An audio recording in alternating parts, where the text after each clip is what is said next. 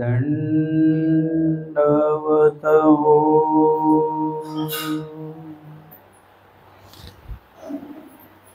मालेगाव जहागीर या ठिकाणी संपन्न होत असलेलं हे ब्रह्मविद्या निरूपण सत्र।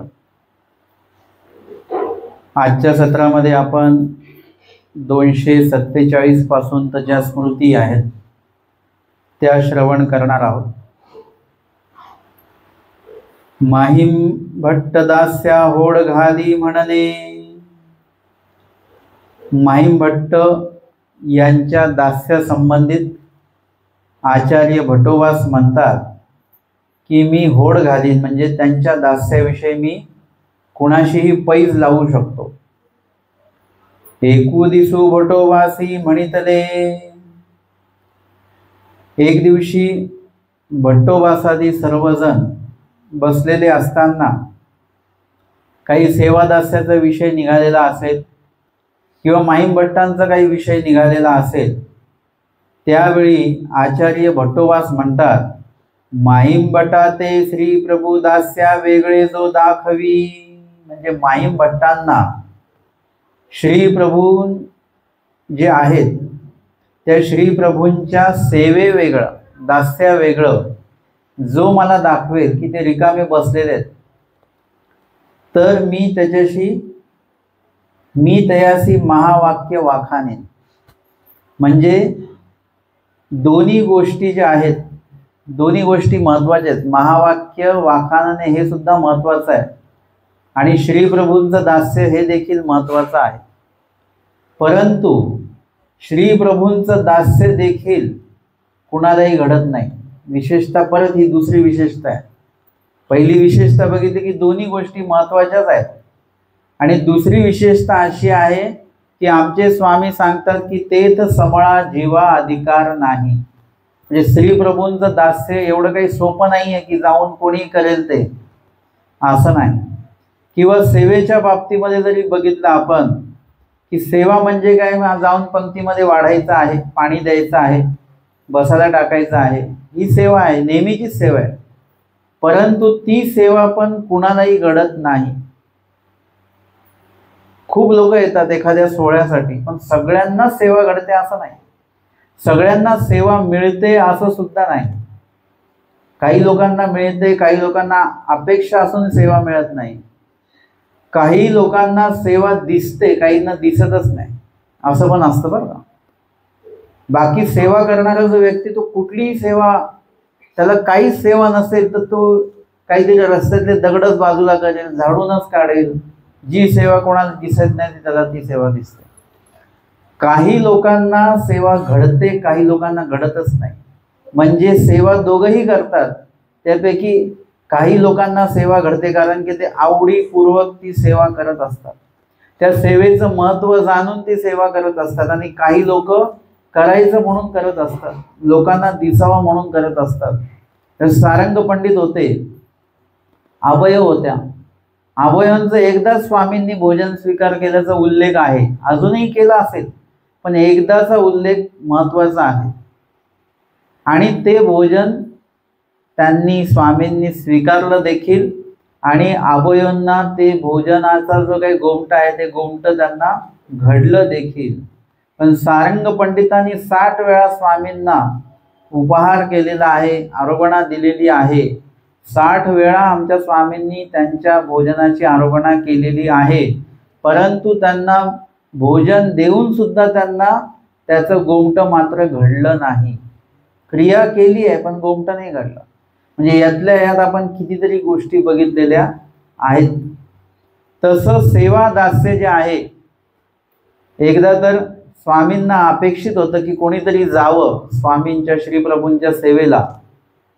त्यावेळी आबाईसांकडे स्वामी तसा उल्लेख करतात देखील, परंतु ते म्हणतात नाही, आमच्या घरी बाळणपण आहे, हे आहे, ते आहे, सगळं सांगितलं त्यांनी। लक्षात घ्या की आपल्या समोर प्रस्ताव कुठला येतोय, प्रपंचाचा एक प्रस्ताव आहे आणि परमेश्वराचा एक प्रस्ताव आहे। आपण कुठल्या प्रस्तावाला महत्त्व देतो, कुठल्या प्रस्तावाला महत्त्व द्यावं ते आपल्याला सगळ्यांना माहिती आहे।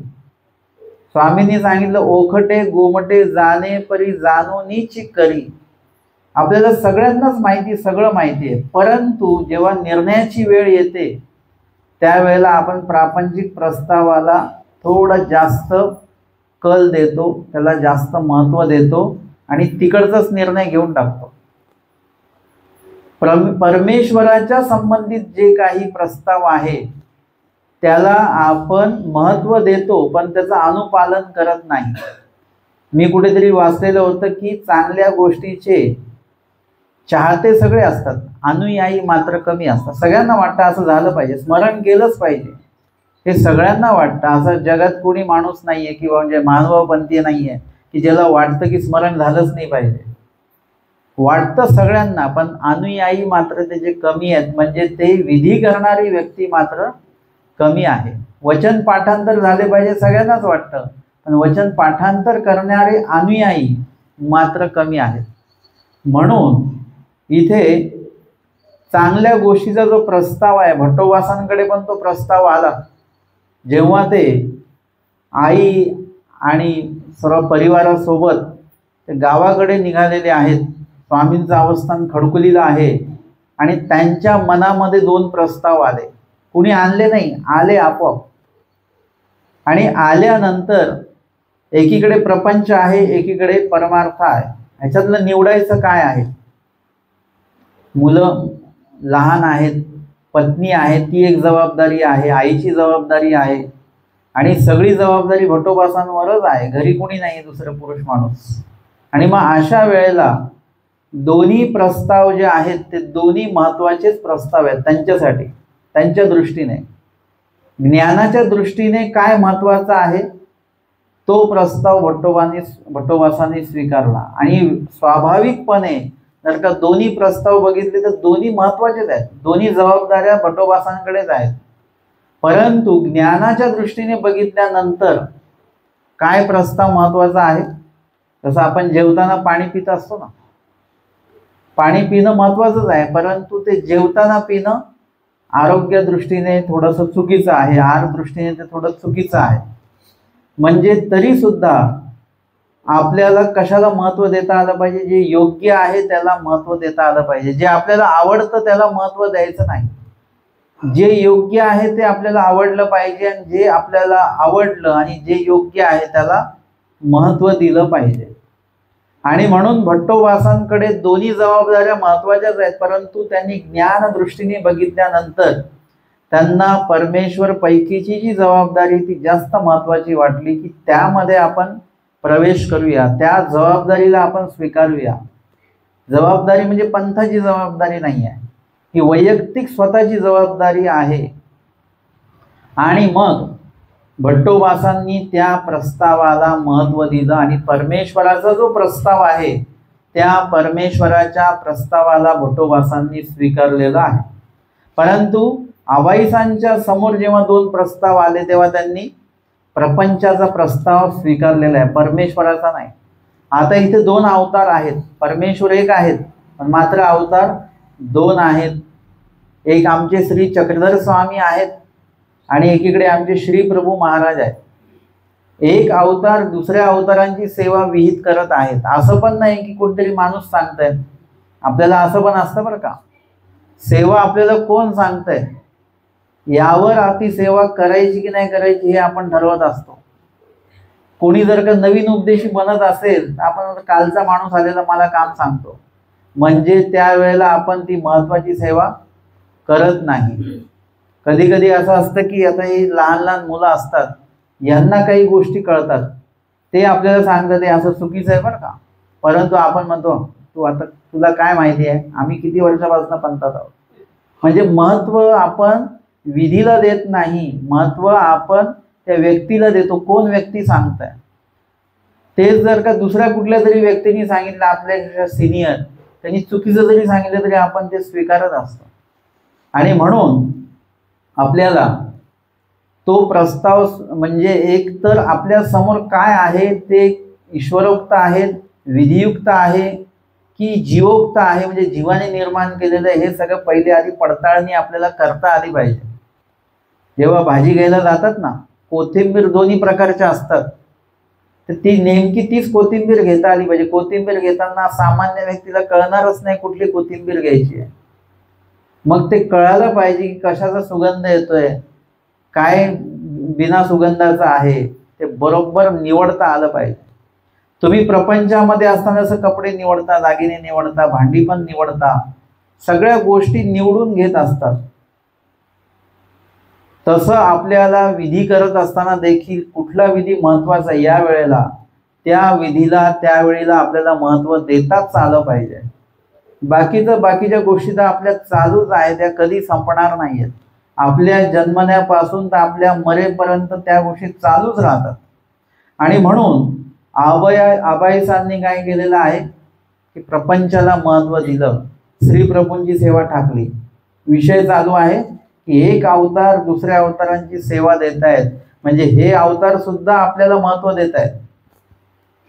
तुम्हाला जेव्हा कोणी काम सांगतं ना, तेव्हा तुम्ही असं समजू नका की यांनी आम्हाला काम का सांगितलं. एवढ्या लोकांमध्ये तुम्हाला त्यांनी महत्वाचं मानलेलं आहे की हे काम हेच करू शकतात, हे कार्य हेच करू शकतात. जसं आता आम्ही काही सोहळा घेत असतो, मग ते विचारतो, मग आमचं बोलणं होतं की फळं आणायला कोणाला पाठवायचं, यांना पाठवायचं का नको, नको त्यांना नका पाठवा. मग ते आमके मग यांना पाठवा फळं आणायला. का? कारण की विडा अवसरासाठी जी फळं पाहिजे ती उत्तम प्रकारची पाहिजे. विडा अवसराला तुम्ही द्राक्ष आणि चिकू घेऊन आले तर तिथेच चेपून जातील ते नारळाच्या खाली इकडे तिकडे. मग विडा अवसराला कुठली फळं आणायची, कशी फळं आणायची, किती म्हणजे भाव वगैरे करून व्यवस्थित परमार्गाचं द्रव्यही वाचवायचं आहे. म्हणजे तोच व्यक्ती तो म्हणेल की एवढ्या उन्हात मला का पाठवतं, दुसरं कोणी भेटलं नाही यांना. म्हणजे त्यांच्या त्या गुणवत्तेवर तो विश्वास ठेवलेला आहे, म्हणून तुमची निवड केलेली आहे, म्हणून तुम्हाला ते पाठवलं जात आहे. म्हणजे हे लक्षात घ्या. तुम्ही म्हटले की एवढ्या उष्णतेमध्ये आम्हाला चपात्या बनवायला लावल्या, परंतु तुम्ही चपात्या चांगल्या बनवता, चांगल्या शेकल्या जातात, चांगल्या फुगतात चपात्या, म्हणजे तुम्ही उत्तम तर तयार करता, म्हणून तुम्हाला ते सांगितलेलं आहे. म्हणजे आपली गुणवत्ता कोणीतरी बघत असतं आणि म्हणून ते काम आपल्याला सांगत असतं. आपल्याला कमीपणा वाटू द्यायची आवश्यकता नाही. आमच्या श्री चक्रधर स्वामींनी आबाईसांचा तो गुण बघितला की खरोखर सेवेमध्ये त्या उत्तम होत्या, परंतु आपण नुसतं उत्तम असून चालत नाही. उत्तमासकट आपल्यातले जे काही अडथळे असतील ते अडथळे सुद्धा आपल्यामध्ये नसले पाहिजेत. बाकी सगळं आहे, परंतु अडथळा जर का आला तर तुम्ही पुढे काहीच करू शकत नाही. तुमचे सगळे वाहन आहे, सगळं आहे, तुम्ही निघालेत, पण मध्ये ट्रॅफिक आलं तर काय करणार तुम्ही? ट्रॅफिक म्हणजे तो अडथळा आहे, काहीच करू शकत नाही तुम्ही, तिथंच थांबावं लागतं. परंतु तो अडथळा आपण नासू शकतो, आपण थोडं लवकर निघू शकतो किंवा एखादा दुसरा रस्ता बघू शकतो. म्हणजे विविध त्याच्यासाठी उपाय असू शकतात. त्या पद्धतीने जरी आपल्याला कळतं की त्याच्यामध्ये आपण 1 तास अडकणार आहोत, 1 तास आधी निघा. म्हणजे 1 तास जरी अडकलो तरी आपण वेळेवर तिथे पोहोचतो. म्हणजे त्याला उपाय आहेत. आमचे स्वामी सांगतात उपाय नाही अशी कुठलीच गोष्ट या जगामध्ये नाही, सगळ्या गोष्टींना उपाय आहे. म्हणून आबाईसांनी जे आहे तो अडथळा त्यांचं आलं हे सुद्धा त्यांच्या लक्षात नाही आलं. आपल्याला तरी ज्ञानानुसार अनेकांचे दाखले पुरावे भेटले म्हणून आपल्याला कळतं बरं का की आपला अडथळा आला. आपल्याला एखाद्या विधी कार्यासाठी जायचं, सगळी तयारी झाली आणि तेवढ्यात काहीतरी आपण आजारी पडलो म्हणा किंवा काय झालं. जसं ते महादेव राजा निघाला, आधी काय झालं, पटाचा हाती पडला, म्हणजे हत्ती मेला त्याचा. ते म्हणाले अपशकुन झाला, आता हत्तीचं आयुष्य संपलं तो मेला. याचं आपल्याला अपशकुन काय आहे. मग दुसऱ्या दिवशी परत निघाला, तेव्हा मोठा पाऊस आला. मग ते पाऊस असा आला की कोणाला बाहेर पडू देईना. हत्तीच्या बाबतीत तसं काही नव्हतं, हत्ती तर मेला होता, तेव्हा तो निघून जाऊ शकला असता, परंतु तो अडथळा जो होता तो त्यांनी अजून वाढवला. जर का तो गेला असता तर बरं झालं असतं, परंतु न गेल्यामुळे अडथळा अजून वाढला की दुसऱ्या दिवशी मग बाहेरही पाय ठेवता येईना. मग आपल्याला आपला अडथळा कळाला पाहिजे आणि अडथळा जरी आला तरी जबरदस्ती तो विधी करायचा. मी त्याच्यासाठी एक उदाहरण सांगत असतो की आपल्या अंगावर एखादं कपाट पडलं जडवालं, तर तुम्ही काय करता, पडू देता की न पडू देता? काय करता तुम्ही नेमकं? पडू देता का? त्याला आपण दोन्ही हात लावून लोटतो.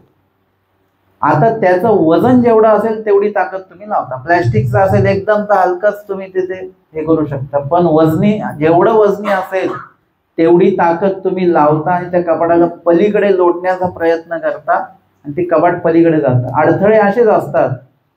अडथळे हे येतात तेव्हा आपल्याला दाबण्याचा प्रयत्न करतात. आपण काय करायचं? त्यांना लोटण्याचा प्रयत्न करायचा. आपण काय करतो?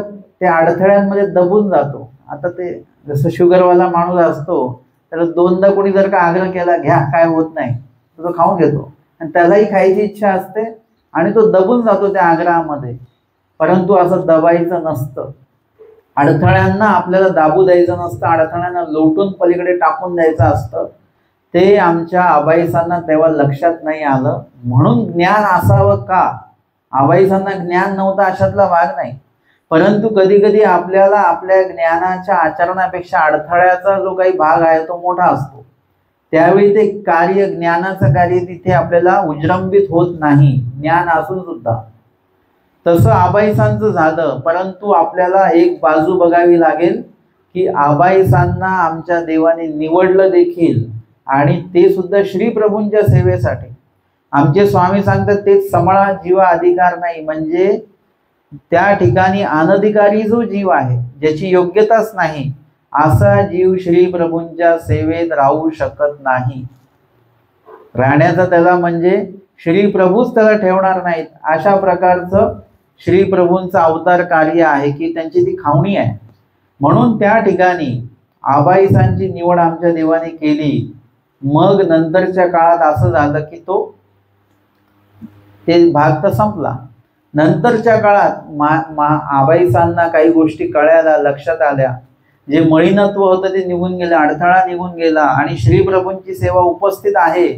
नंतर ते जेव्हा बोलले, स्वामींनी परत चिंता व्यक्त केली की श्रीप्रभूंच्या सेवेसाठी कोणतरी असलं पाहिजे तिथे, तेव्हा आबाईसा स्वामींना म्हणत नाहीत. आणि स्वामींनी आधी म्हटलं तेव्हा आपण नाही म्हटलं. मग त्या बाईसांना सांगतात की मी जायला तयार आहे बरं का. बाईसांनी मोठ्या आनंदाने त्यांना सांगितलं की स्वामींना की आबाईसा या जायला तयार आहेत. त्यावेळेला त्या ठिकाणी काय झालेलं आहे की ज्या बाईसा आहेत, बाईसांनी स्वामींना सांगितल्यानंतर त्या ठिकाणी स्वामींना मागील थोडीशी खंती आहे. खंत कशासाठी आहे? आमचा शब्द मोडला म्हणून खंत नाही आहे. महत्त्वपूर्ण जी सेवा आहे ती उपलब्ध झाल्यानंतर त्याला नाही म्हटलं याची खंत देवाला आहे. म्हणजे परमेश्वराला काय महत्त्वाचं आहे आपल्या बाबतीमध्ये याची सर्व जाणीव असते आणि त्या अनुषंगाने आपण परमेश्वराच्या प्रत्येक म्हणण्याला होकार दिलाच पाहिजे.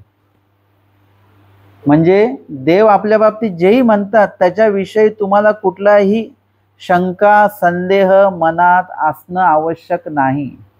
जी संधी देवाने उपलब्ध करून दिली, निरोपणा ऐकण्याची संधी असेल, देवपूजा वंदनाची संधी असेल, मोठे कोणी अधिकरण आले त्यांना भेटण्याची संधी असेल, सेवा दास्य उपस्थित झाले त्याची संधी असेल, जोही निरोप तुमच्यापर्यंत येतो तो देवाने पाठवलेला असतो आणि त्याला आपण नाही म्हणायचं नसतं. त्याला आपण उपस्थित राहायचंच असतं. कारण की देवाने त्यासाठी आपली निवड केलेली असते आणि आपल्यापर्यंत तो निरोप पोहोचवलेला असतो आणि तो सर्वस्वी तो निरोप आपल्या भल्याचा असतो. जर का आपण त्या निरोपाच्या आधाराने त्या ठिकाणी उपस्थित झालो तर तुमच्यासाठी तिथे भलंच होणार आहे, तुमचं नुकसान काहीच होणार नाही. आणि म्हणून तिथे आमचे स्वामी जे आहेत ते म्हणतात नको नको. बाईसांना म्हणतात त्या जरी जायला तयार असल्या तर त्या जर का श्रीप्रभूंच्या सेवेला गेले तर त्यांच्या घरातले काही कामं आहेत, लेकीचे सुनेचे बाळणपणे ते कोण करेल? श्रीप्रभूंच्या सेवेपेक्षा ते जास्त महत्त्वाचं आहे, म्हणून त्यांना नको.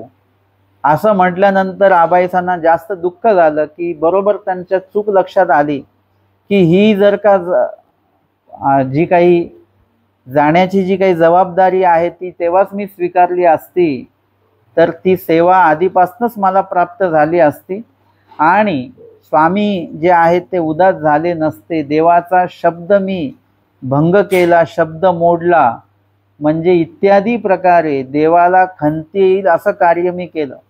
आणि म्हणून त्यांना अजून दुःख होतं की चूक किती आहे माझी. ते दुःख केल्याचाही लाभ आहे. मानभाव पंथाच्या संबंधित तुम्ही जे काही कराल, सेवा केली तर तेही महत्त्वाचं आहे. सेवा करत असताना तुम्हाला काही दुःख झालं वगैरे काही, ते सुद्धा तेवढंच महत्त्वाचं आहे. तुमचे अनेक अडथळे, दोष त्याच्यामध्ये नासत असतात. आणि म्हणून आमच्या आबाईसांनी ते दुःख केलं. दुःख केल्यामुळे काय झालं की त्यांचा तो अजून काही अडथळा असेल तोही नासला. स्वामी प्रसन्न झाले आणि आबाईसा मग थेट कुठे गेल्या? श्री प्रभूंच्या सन्निधानी गेल्या. आबाईसा या भटोबासांच्या आई आहेत आणि वयस्कर आहेत वयाने सुद्धा, परंतु सेवा मात्र इतक्या उत्तम प्रकारची केली की श्री प्रभूंच्या ठिकाणी, जसं आमच्या स्वामींच्या ठिकाणी बाईसा होत्या सेवेअर्थी, बाईसांना विचारल्याशिवाय कोणी काही करत नव्हतं, तसं पुढच्या टप्प्यामध्ये आबाईसांना विचारल्याशिवाय कुठलंही कार्य त्या ठिकाणी होत नव्हतं. आबाईसा जे म्हणतील ते, इतकं आबाईसांचं महत्त्व त्या ठिकाणी वाढलेलं आहे. कारण की ती जी सेवा त्यांनी केली, एकदा अडथळा, एकदा ठेस त्यांना बसलेली आहे. म्हणून आत्ता जेव्हा ते श्रीप्रभूंच्या सेवेला गेले तेव्हा अत्यंत आवडीपूर्वक त्यांनी त्या ठिकाणी सेवा केलेली आहे. ते श्री प्रभूंना सुद्धा त्यांची सेवा उत्तम प्रकारची अशी वाटायची. मनापासनं केलेलं कुठलंही काम हे चांगलं होत असतं. मनापासनं केलेलं कुठलंही कार्य हे लोकांना सहजपणे आवडतं. मनापासनं केलेला कुठलाही पदार्थ याची चव उत्तम प्रकारची होते. त्याच्यात काही जरी नाही टाकलं तुम्ही, थोडक्या वस्तूंमध्ये सुद्धा तो पदार्थ चांगल्या प्रकारचा तयार होत असतो. व्यवस्था थोडकी जरी असली तरी त्याच्यामध्ये उत्तम प्रकार आपल्याला जाणवत असतो. आणि म्हणून या ठिकाणी आबाईसांचं जी काही सेवा आहे ती श्री प्रभूंनी सुद्धा स्वीकारली. कारण की आबाईसांच्या निर्णयामुळे आमचे स्वामीही प्रसन्न झालेत की योग्य निर्णय तुम्ही घेतलेला आहे. त्याच्याविषयी त्यांना न स्वीकारल्याचं दुःखही आधीचं होतंच. त्याच्यामुळे अडथळे नासले, योग्यता वाढली. ते तर समळा जीवा अधिकार नाही, ती समळता जी होती त्यांच्याकडे ती निघून गेली, अमळ झाले ते. म्हणजे आता तो अडथळा राहिला नाही. आणि म्हणून जी सेवा ते करायचे ती श्रीप्रभूंना स्वीकारणीय असायची. नाही तर श्रीप्रभूंना कोणी सेवा केली तर ती मान्य नसायची, नाही म्हणायचे श्रीप्रभू, स्वीकारायचं नाही. अशा प्रकारची स्वामींची प्रवृत्ती होती. परंतु ह्यांची सेवा मात्र स्वीकारलेली आहे. आपला विषय सुरू आहे की माहीम भट्टा ते श्रीप्रभू दास्या वेगळे जो दाखवी. म्हणजे अशा श्रीप्रभूंची सेवा, एखादे सरळ साधं व्यक्तिमत्व असेल तर त्यांची सेवा आपण सहज करू शकतो. आपण चुकलो की ते सांगतात असं नाही, हे चुकलं बरं का, हे असं असं केलं पाहिजे, हे तसं तसं केलं पाहिजे. परंतु एखादी व्यक्ती अशी असेल की आपण चुकलो लगेच चिडणारी असेल तर, ओरडणारी असेल तर, त्यांची सेवा करताना आपल्या आधीच थरथर कापत असतं. मनामध्ये आधीच धाकधूक असते, काय होईल काय नाही.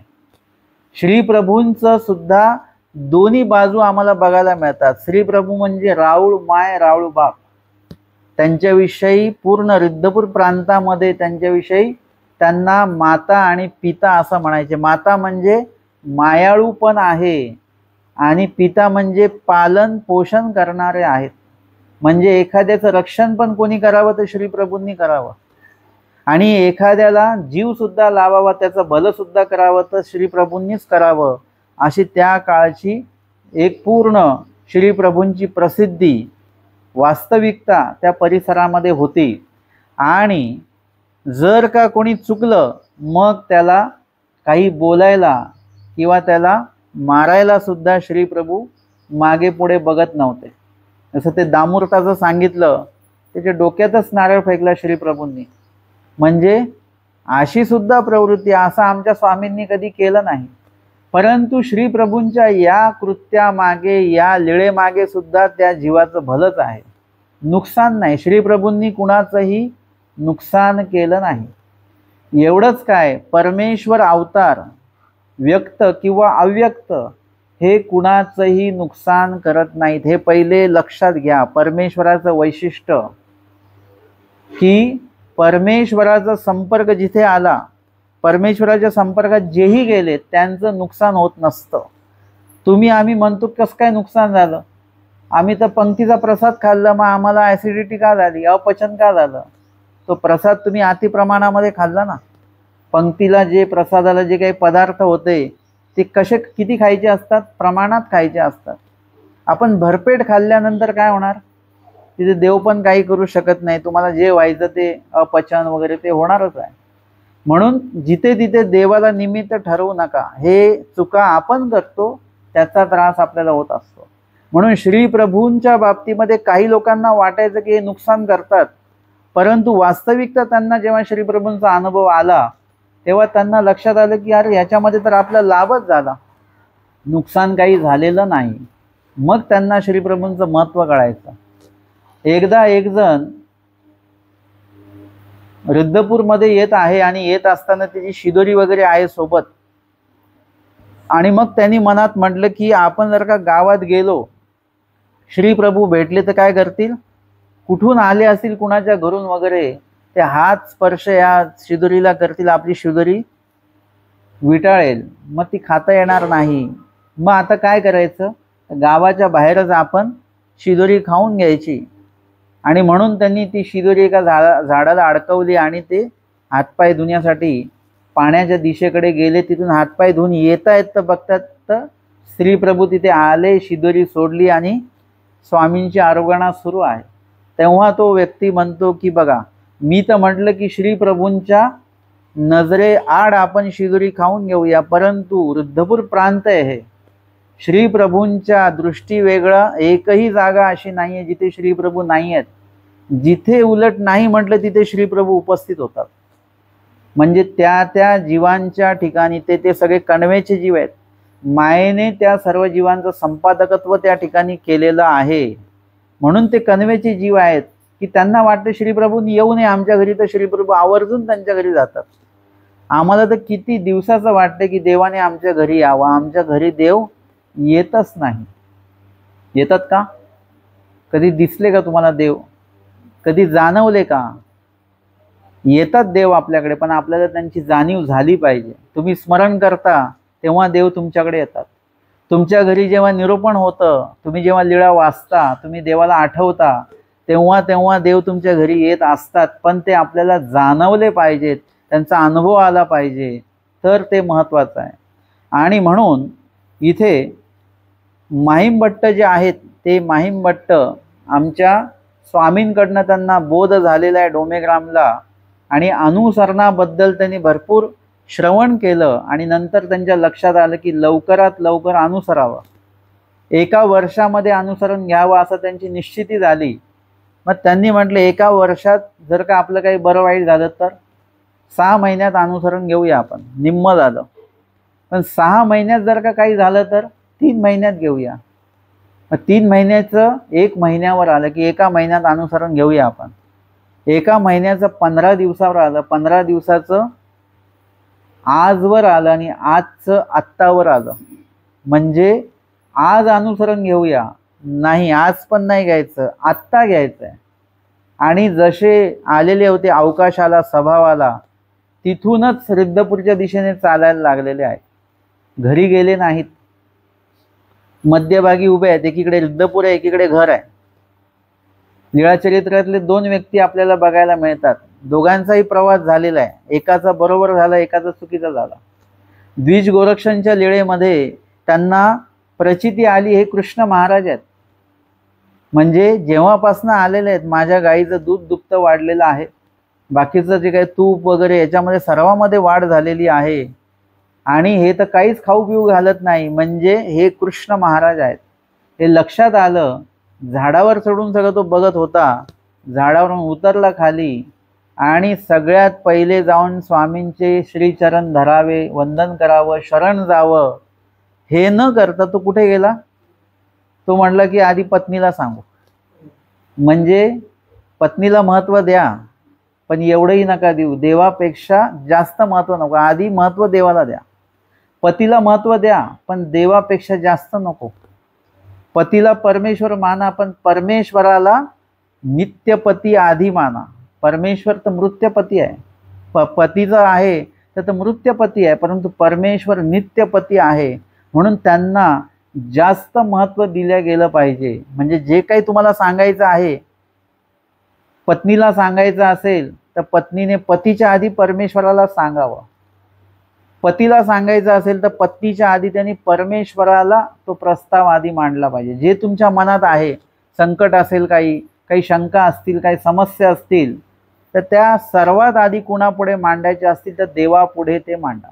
नंतर पाहिजे ते माणसापुढे मांडत बसा तुम्ही नंतर, पण आधी देवापुढे मांडले पाहिजे. द्विज गोरक्षांच्या त्या ब्राह्मणाने जर का आधी देवापुढे प्रस्ताव मांडला असता तर आज तो देवासोबत पुढे प्रवास त्याचा सुरू झाला असता, कदाचित, काय सांगता येतं.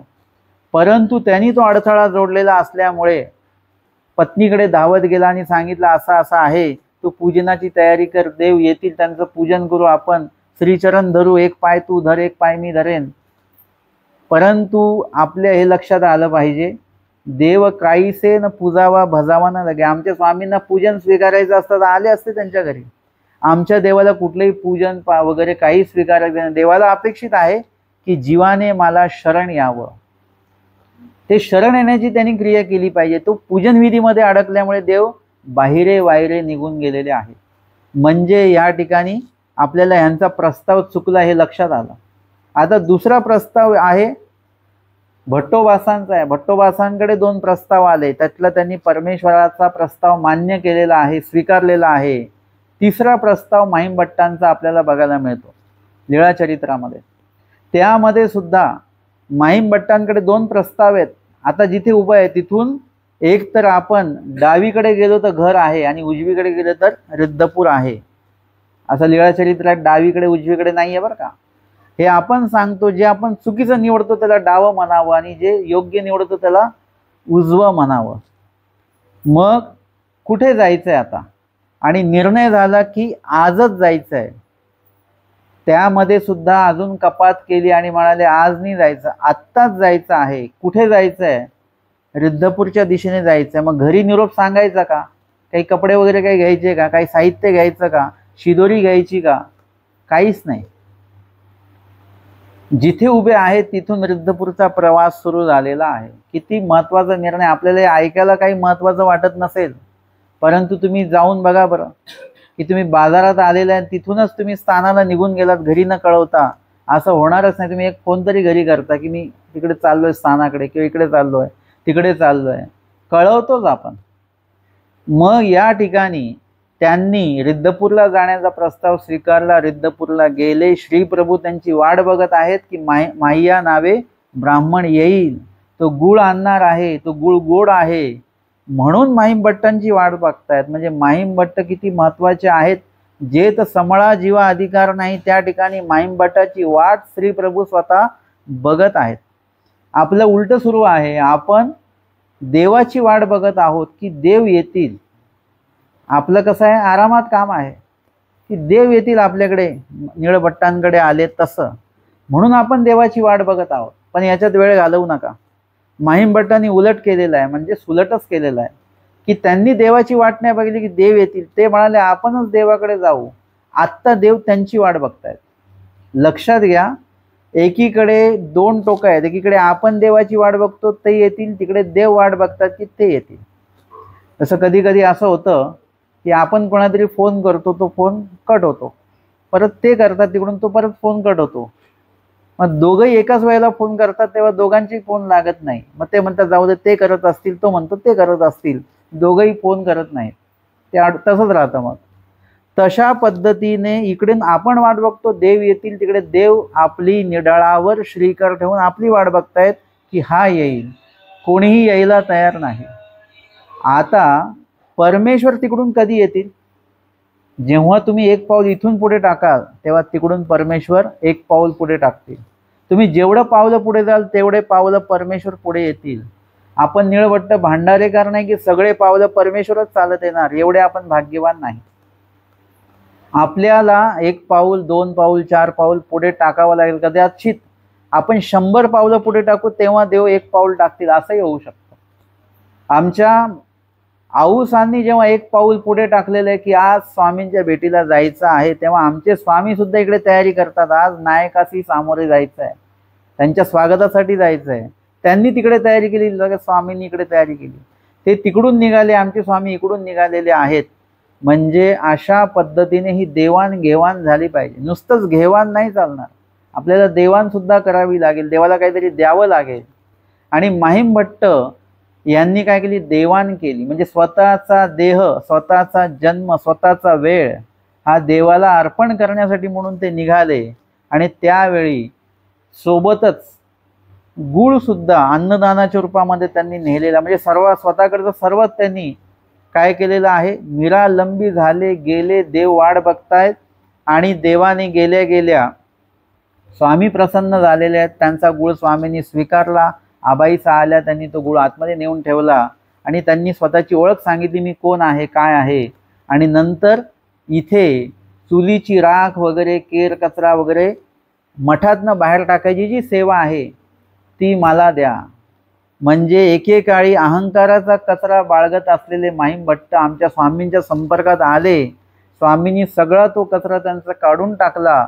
आता तो जो कचरा होता तो त्यांचा अधपतनाकडे नेणारा होता, अयोग्यता वाढवणारा होता. परंतु श्री प्रभूंच्या संबंधित जो मठ आहे त्या मठातला केर कचरा किंवा ती चुलीची राख टाकण्याची जी सेवा घेतली त्याच्यामुळे त्यांची योग्यता वाढत गेली, अहंकार अजून अजून कमी होत गेला. किंबहुना तो त्यांच्यामध्ये शिल्लक राहिलेलाच नव्हता. असे हे माहीम भट्ट आणि एकीकडे आबाईसा आहेत, दोघही श्री प्रभूंच्या सेवेमध्ये अत्यंत उत्तम प्रकारे त्या ठिकाणी उपस्थित आहेत. आणि अशामध्ये माहीम भट्टांची श्री प्रभूंच्या बाबत जी काही सेवा होती, मनापासून ती एक सेवा होती. त्यांची सेवेमध्ये 2-3 प्रकार मी बघितलेले आहेत. असं कशा कशा पद्धतीच्या सेवा असतात. काही सेवा लिमिटेड, मर्यादित असतात. मला पाणी वाढायला सांगितलं, बस झालं पाणी वाढून, मी दुसरं काम करणार नाही. किंवा एखादी व्यक्ती असते की मला झेपेल तेच काम मी निवडेन आणि तेच करेन, बाकीचं मी करणार नाही. काहींना असं आहे की त्यांना जी सेवा द्याल ती सेवा ते अविरत करत राहतात. स्वतःची सेवा करतात, स्वतःला दिलेली पण, दुसऱ्याला दिलेली ती पण सेवा ते पार पडत असतात.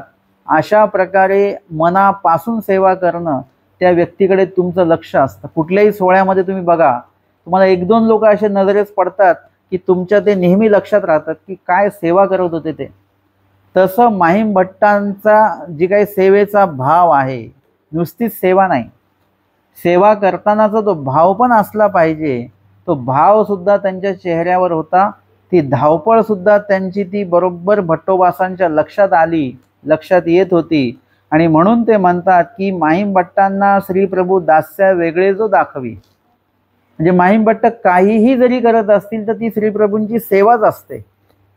ते म्हणाले मी गावात जाऊन येतो तर ते श्रीप्रभूंसाठीच काहीतरी फुलं आणायला गेलेत, फळं आणायला गेलेत, काहीतरी व्यवस्था करायला गेलेले आहेत.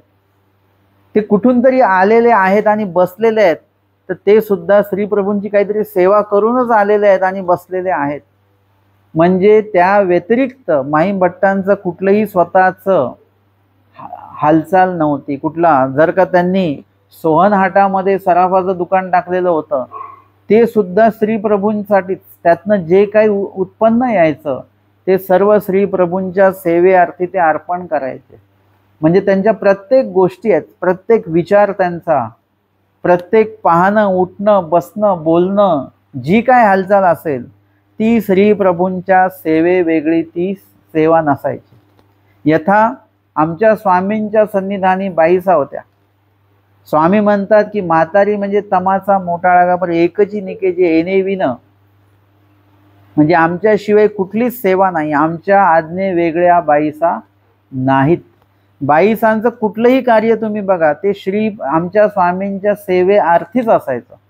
मग ते स्वयंपाक बनवायचे स्वामींसाठीच, किंवा ते हातपाय धुती, तोंड धुती, सोवळे वस्त्र वेडीती, फक्त आमच्या स्वामींसाठीच. जेही कार्य आहे बाईसांचं ते सर्व स्वामींसाठी. कोणावर ओरडले तर स्वामींसाठीच ओरडायचे. उपलक्षणे इथे माहीम भट्टही असेच आहेत की आमच्या बाईसांसारखंच श्रीप्रभूंच्या सेवे व्यतिरिक्त माहीम भट्टांची कुठलीच हालचाल नव्हती.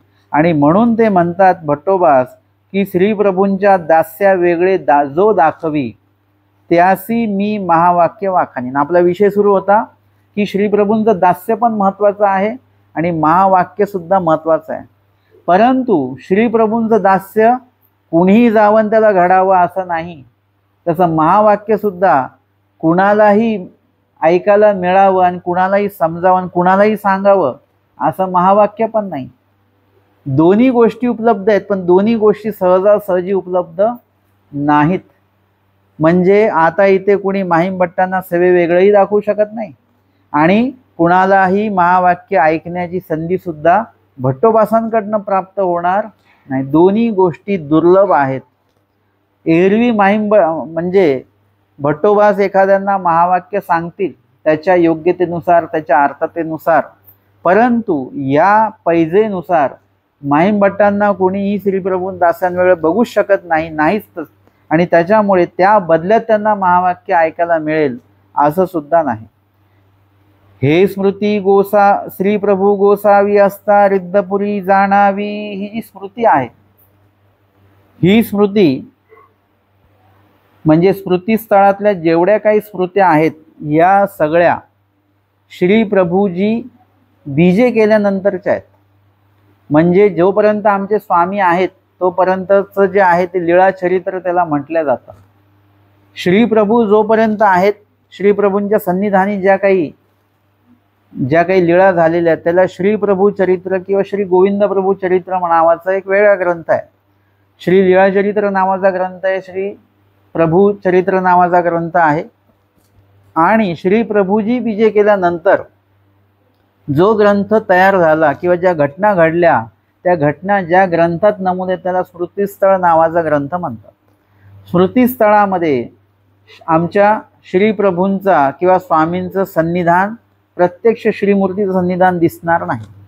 श्रीप्रभूजी विजय केल्यानंतर ज्या घटना घडल्या, ज्या काही आचरणयुक्त क्रिया आम्हाला बघायला मिळतात, वाचायला मिळतात, त्या ग्रंथाला स्मृतीस्थळ असं म्हटलं जातं. परंतु ही जी स्मृती आहे, ही जी घटना आहे, ही कशी आहे? ही श्री प्रभू असतानाची ती घटना आहे, परंतु ती त्या ठिकाणी टाकता आली नाही त्यांना. म्हणून त्यांनी नमूद केलं की हे स्मृती श्री गोसावी असता रिद्धपुरी जाणावी, चरित्री मांडिता न ये. चरित्रामध्ये ही मांडता आली नाही कारण त्याच्यात माहीम भट्टांची विशेषता आहे आणि माहीम भट्टांबद्दल बोलायचं आहे, त्याच्यामुळे त्याच्यामध्ये ती मांडली नाही. आणि म्हणून इथे निंबा घातली म्हणजे निंब्याच्या संबंधित ज्या काही घटना आहेत, म्हणजे स्मृतीस्थळ आहे ज्याला आपण स्मृती म्हणतो, त्या स्मृतीस्थळामध्ये ही जी काही घटना आहे ती नमूद केलेली आहे, त्याचा उल्लेख या ठिकाणी आलेला आहे. तर आजच्या सत्रामध्ये आपण या ठिकाणी स्मृतीस्थळातील 247 क्रमांकाची जी स्मृती आहे त्या स्मृतीचं श्रवण आणि चिंतन केलेलं आहे.